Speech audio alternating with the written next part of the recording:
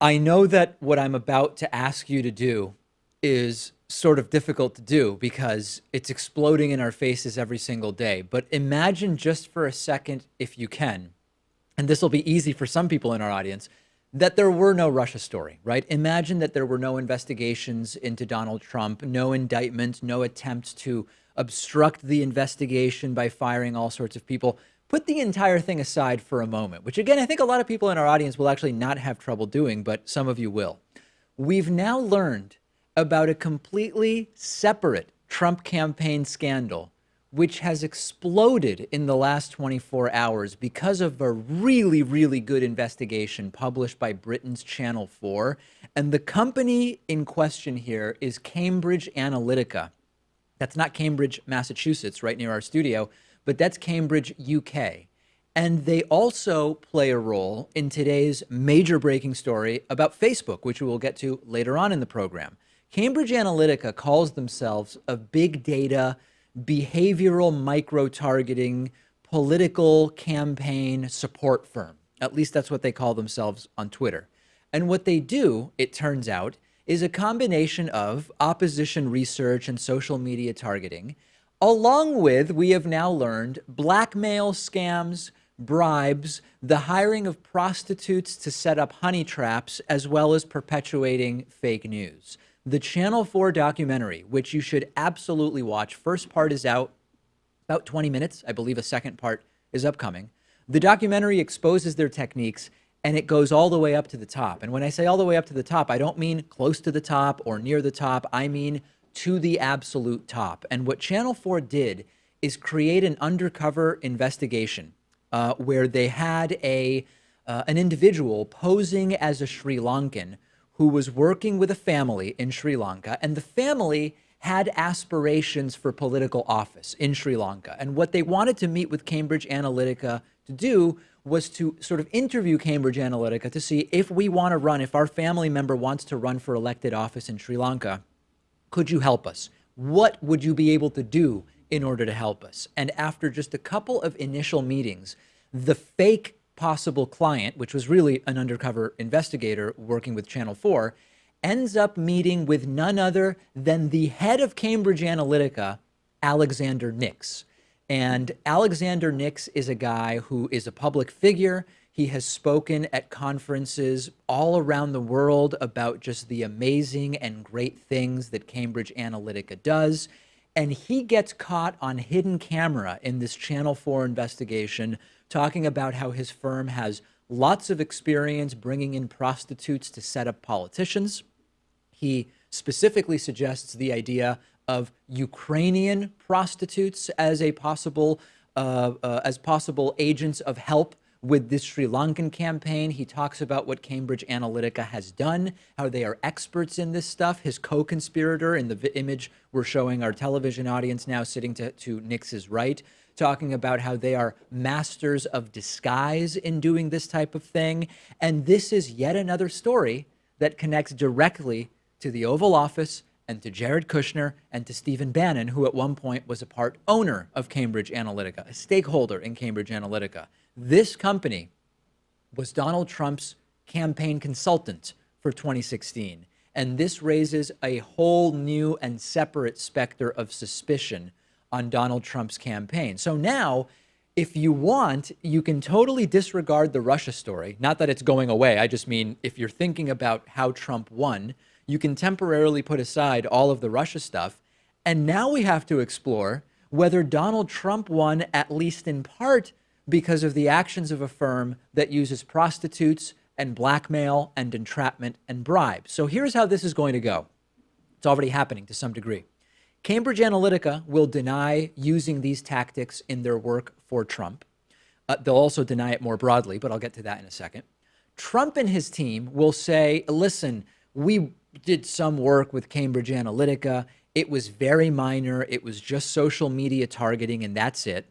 We will all be incredibly skeptical, and hopefully investigative journalists will start digging into the detail about exactly which tactics Cambridge Analytica did use to help Donald Trump in his 2016 campaign. And it might come out that, yeah, Cambridge Analytica merely did some Facebook targeting for Trump with some of that data that they got from Facebook, which we'll talk about later today.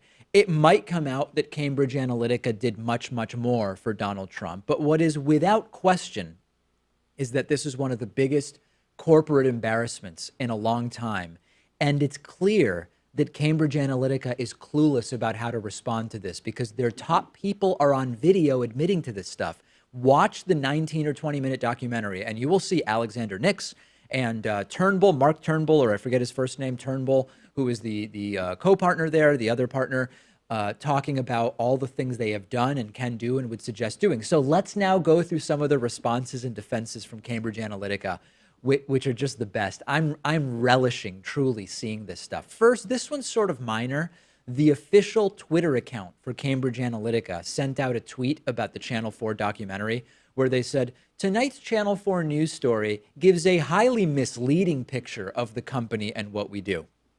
Yeah, it's misleading because not only do they hire prostitutes for honey traps and create blackmail videos, they'll also give you advice about how to run Google ads. So yeah, that wasn't really made a big part of the Channel 4 investigation. Should have been included in the interest of full disclosure.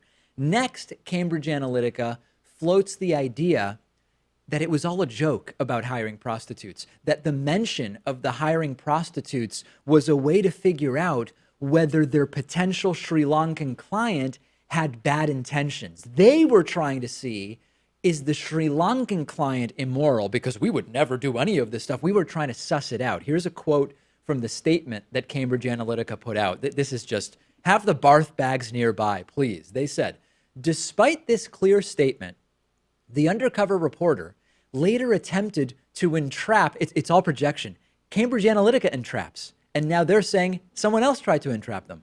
Attempted to entrap Cambridge Analytica executives by initiating a conversation about unethical practices. After several meetings discussing ostensibly legitimate projects, the reporter unexpectedly and suddenly turned the conversation towards practices such as corruption and the entrapment of political figures. Assessing the legality and reputational risks associated with new projects is critical for us, and we routinely undertake conversations with prospective clients to try to tease out any unethical or illegal intentions. That is just the best. And then they go on to say the two Cambridge Analytica executives at the meeting humored these questions and actively encouraged the prospective client to disclose his intentions. It's just a lie. I mean, if you watch the 20-minute documentary, you will see that the questions from the undercover reporter are so general, like, can you tell me about the type of opposition research that you do? And the CA people, the Cambridge Analytica people, volunteer. There's opposition research, but there's more than opposition research. They volunteer all of the stuff. And the idea that they were merely trying to suss out and were humoring and testing out the undercover reporter is ridiculous. And case in point, within just a few meetings, they bring along their top guy, Alexander Nix, the head of the company. Cambridge Analytica reportedly has, according to Crunchbase, between 100 and 250 employees. When they suspect a client of maybe pulling their leg or having bad intentions, they send in their CEO, the top guy, to meet directly with this person. Who on earth would believe this explanation? And the bigger concern is that, I mean, listen, these people are horrible, right? This is not democracy. This is a perversion of the democratic system. And the big picture here is that it connects directly to Trump, and right-wing media is ignoring that connection. It connects to Stephen Bannon because he held a stake. He was part owner in Cambridge Analytica until he started working for the Trump organization, Trump campaign, Trump administration, and sold his stake in CA, although very, very late. And according to reports, it also appears that it was Jared Kushner who wanted to hire this firm in the first place. And it just so happens that Kushner's family has a history of entrapping people with sex.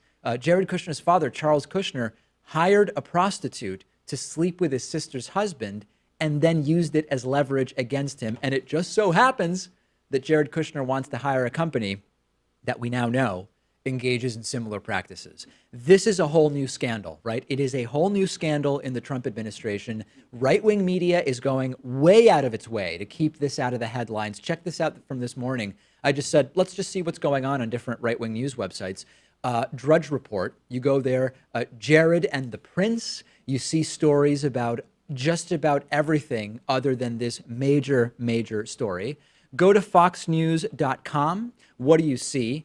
Another blast rocks Texas. Not that that's not a story. We're going to be talking about that story tomorrow. And all sorts of other stuff, but not this. You go to Ben Shapiro's right-wing news website, Daily Wire. Package with shrapnel explodes at Texas FedEx facility. Will Germany block Israel from finally getting a seat on the UN? Progressive groups looking to organize march in support of Louis Farrakhan. Palestinian terrorists murder 3 young Jews, Abbas silent. But nothing about this major, major story. And I could go on with other examples. It's like it just doesn't exist. And this is ultimately the problem. Because of the filter bubbles and the echo chambers and the algorithms, tons of people will never hear about this. Or by the time they do, they'll inherently assume, if I haven't heard about this until now, it must not really be a big story. That is one of the biggest problems here, that this, putting aside everything else that's going on in connection with the Trump administration right now, this is a major new scandal, and so many people will never hear about it. And if they do, it'll be half-baked, harebrained attempts to debunk the entire story. But there's no debunking. And the flaccid attempts from Cambridge Analytica to say, oh, it's all misleading, and we were just testing them, we were just joking about all this stuff. It's BS, and I hope somehow it gets through to the committed Trumpists, although, quite frankly, I'm not super optimistic about that. Send me your thoughts about this story or any other from today. I'm on Twitter at @dpakman. The show is on Twitter at David Pakman Show. The video you just finished watching was made possible by you through the membership program. You can sign up for membership at davidpakman.com/membership. We are viewer-supported independent media. You can use the coupon code IVoted17 for a 40% discount off of your membership.